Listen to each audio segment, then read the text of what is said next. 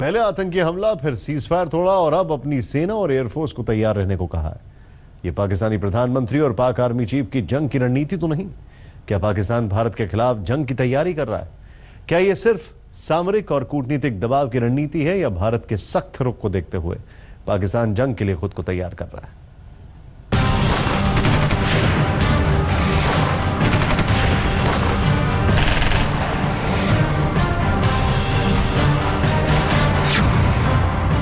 क्या जंग की तैयारी कर रहा है पाकिस्तान? क्या हवाई हमले की साजिश बना रहा है पाकिस्तान? पाक पीएम ने आर्मी को क्या संदेश दिया?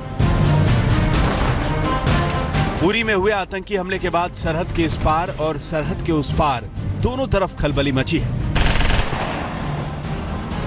भारतीय फौज हर घुसपैठ और आतंकी हमले के खिलाफ मजबूती से डटी है, तो वहीं पाकिस्तान ने भी अचानक इमरजेंसी जैसी तैयारी कर ली है। दरअसल ये हालात बेहद तनाव वाले हैं, जो आतंकवाद के खिलाफ पाकिस्तान सरकार की नाकामी की देन है।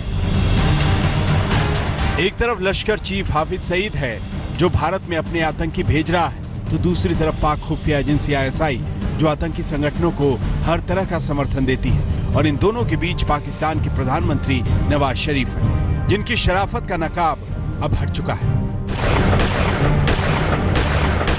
उरी में भारतीय सेना के बेस पर हुए हमले ने पाकिस्तान को पूरी तरह बेनकाब कर दिया है। और अब सिर्फ भारत ही नहीं बल्कि अमेरिका समेत दुनिया के ज्यादातर देशों से पाकिस्तान के खिलाफ लामबंदी हो रही है। इसीलिए पाकिस्तान ने शायद कूटनीतिक और मानसिक दबाव बनाने के लिए इमरजेंसी की तरह तैयारियां की। खुफिया सूत्रों के हवाले से खबर है कि पाकिस्तानी पीएम ने आर्मी चीफ राहिल शरीफ से बात की है। पाक सेना को पूरी ताकत के साथ हमलों का जवाब देने के लिए कहा गया है। इस्लामाबाद से उत्तरी इलाके की ओर सारा एयर ट्रैफिक रोक दिया गया है। इस्लामाबाद से उत्तरी एरिया में जाने वाली उड़ानें रद्द कर दी गई हैं। पाकिस्तान एयरफोर्स को तैनात रहने के लिए कहा गया है। पाकिस्तान में कुछ बड़े हाईवे बंद कर दिए गए हैं। इन हाईवे पर इमरजेंसी में फाइटर जेट की उड़ान और लैंडिंग हो सकती है। हम सोच समझकर सही समय पर और किस चीज़ को अटैक करते हैं, कब अटैक करते हैं, इसका फैसला बड़े ध्यान से सोच समझ कर लिया जाएगा। और साथ ही साथ हमने पूरे वेस्टर्न एयर कमांड में अपनी एयरफोर्स को उसी दिन से अलर्ट कर दिया था और फॉरवर्ड बटालियंस को अलर्ट कर दिया था। तो पाकिस्तान जो है, अगर मैं पाकिस्तान की जगह होता तो यही कार्रवाई करता जो उन्होंने किया है।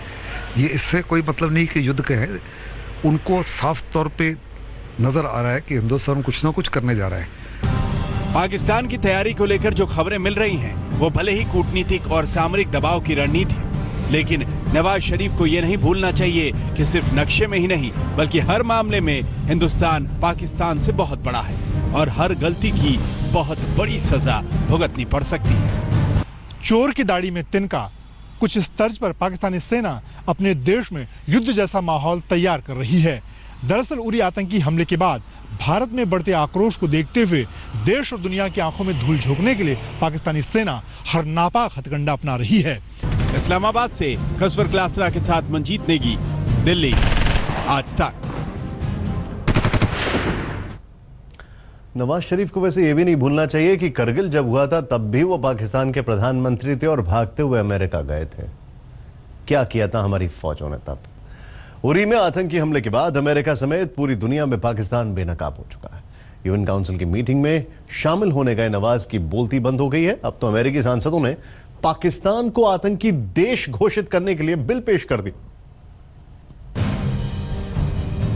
उरी हमला पाकिस्तान की आतंकी साजिशों के ताबूत में आखिरी कील साबित होगा, क्योंकि पाकिस्तान अब चौतरफा घिर चुका है।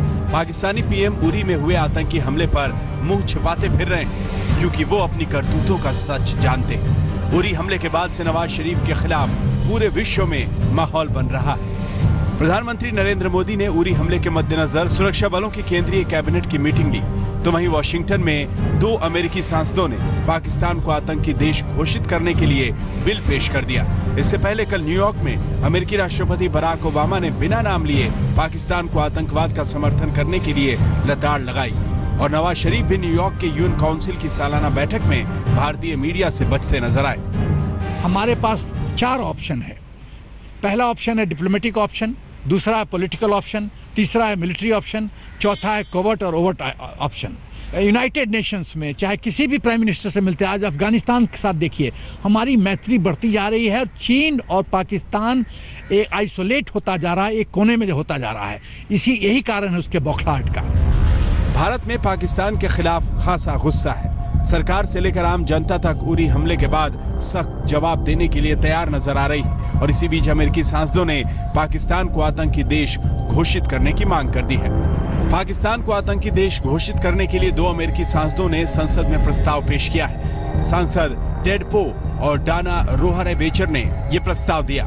सांसद टेड पो का कहना है कि आतंकवाद पर पाकिस्तान ने धोखा दिया है। टेड पो आतंक पर संसदीय उप समिति के चेयरमैन हैं। साथ ही उन्होंने ये भी कहा कि पाकिस्तान आतंकवाद का समर्थन करने वाला देश है। अमेरिकी सांसदों ने यह भी कहा कि पाकिस्तान की धोखेबाजी की वजह से ही उसको दी जाने वाली आर्थिक मदद बंद है।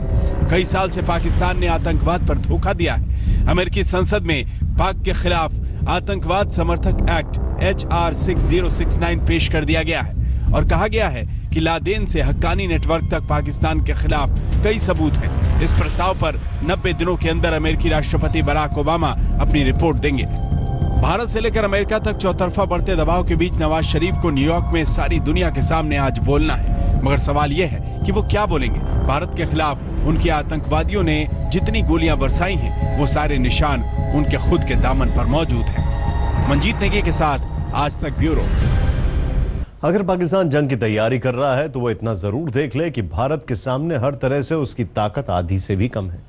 चाहे सेना की बात हो, फाइटर प्लेन की हो या गोला बारूद की हो। हिंदुस्तान के साथ हर जंग में करारी हार के बाद पाकिस्तान को कोई भी कदम उठाने से पहले 1000 बार सोचना होगा। अगर नहीं सोचा तो अंजाम पिछली हर जंग की तरह बल्कि उससे भी ज्यादा बुरा हो सकता है।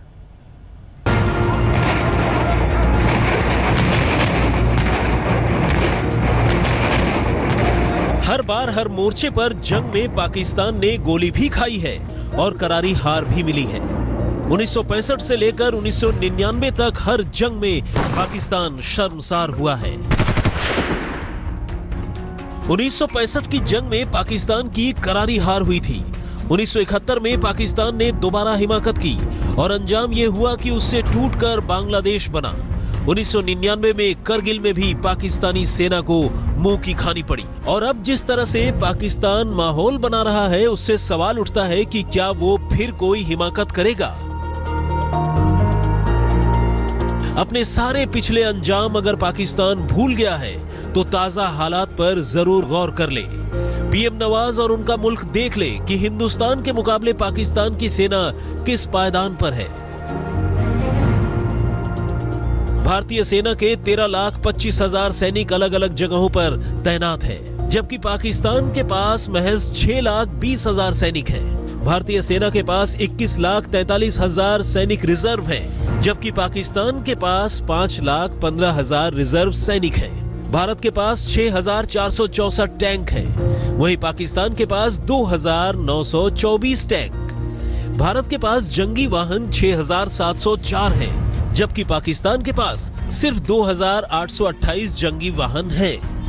भारत के पास ऑटोमेटिक घातक हथियारों की संख्या 7,414 है, जबकि पाकिस्तान के पास 3,278 घातक हथियार हैं। भारत के पास 292 मल्टीपल रॉकेट लॉन्चर है, वहीं पाकिस्तान के पास सिर्फ 134। भारत के पास 2,086 एयरक्राफ्ट हैं, जबकि पाकिस्तान के पास सिर्फ 923। वो न्यूक्लियर धमकी इसीलिए देता है क्योंकि उसको हर समय चिंता होती है। 4 बारी उसने पाकिस्तान ने हिंदुस्तान को ललकारा है। 48 में, 65 में, 71 में, 99 में। चारों बारी अंजाम क्या हो जानता है।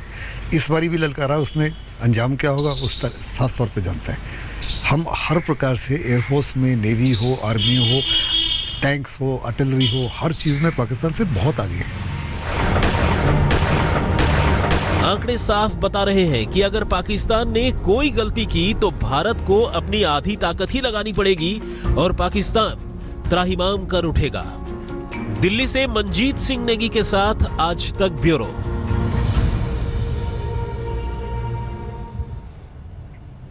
उरी में आतंकी हमले के बाद से तनाव और गोलीबारी कम नहीं हुई है। पाकिस्तान की ओर से उरी में घुसने की कोशिश कर रहे आतंकियों से एनकाउंटर जारी है। LOC के पास बड़ी घुसपैठ को नाकाम किया जा रहा है। ग्राउंड रिपोर्ट का जायजा लिया हमारी संवाददाता पद्मजा जोशी ने। पहले उरी के आर्मी कैंप पे हमला और उसके बाद लच्छीपुरा में घुसपैठ, जिसके बाद ही आर्मी के साथ आतंकवादियों का एनकाउंटर अभी भी जारी है। जिस जगह पर एनकाउंटर है वो एक बहुत ही पहाड़ी इलाका है, वहां पर जंगल भी है, इसीलिए आर्मी अभी तक अधिकृत तौर पर कह नहीं रही है कि कितने आतंकवादी हैं और कितने आतंकवादियों को मार गिराया गया है। पर इस एनकाउंटर की वजह से जो आसपास के गांव हैं उनकी जिंदगी पर बुरा असर पड़ा है, वहां पर जनजीवन अस्त व्यस्त हो गया है।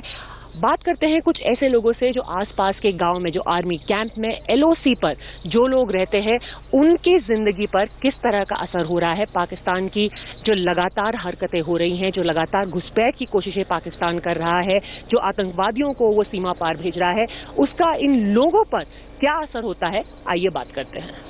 आतंकी हमले जारी हैं, पर जो आसपास के, जो सीमा पर जो आसपास के गांव हैं, उनकी जिंदगी पर क्या असर पड़ता है, आप बताइए। आप यहाँ पर LOC के काफी करीब रहते हैं, आपकी जिंदगी पर क्या असर पड़ता है जब ऐसा कुछ हादसा होता है? जब ऐसा होता है हमें अब यहाँ परेशानी होती है, यहाँ गोला बारूद होता है, उस वक्त हमें नुकसान भी होता है, माल मवेशी मरते हैं, मतलब गोला बारूद से जनाब हम परेशान होते हैं, यहाँ भागना पड़ता है। सब लोग डर ही जाते हैं ना, सब डरते हैं, रात को निकल जाते हैं इधर बाहर, कभी ये बोलते हैं उग्रवादी आते हैं, कभी कुछ बोलते हैं, मगर जो श्रीनगर में मर रहे हैं उनको पूछताछ नहीं है, जो इनके मरते हैं इनको पूछताछ कर रहे हैं इधर। उम्मीद यही है कि अभी अमन की वापसी हो जाए यहाँ पर अभी भी जो इलाका है, जैसे कि ये बता रहे थे, पहाड़ी इलाका है, घना जंगल है, तो अभी भी सारे जो टेररिस्ट हैं उनको मारा जा चुका है। इसकी अधिकृत तौर पर पुष्टि आर्मी ने नहीं की है, पर जो लोग यहाँ पर रहते हैं उनकी बस एक ही उम्मीद है कि अमन की वापसी जल्द ही हो जाएगी, पहले जैसे हालात वापस इस इलाके में हो जाएंगे। कैमरा पर्सन रविकांत के साथ पद्मजा जोशी, लच्छीपुरा, आज तक।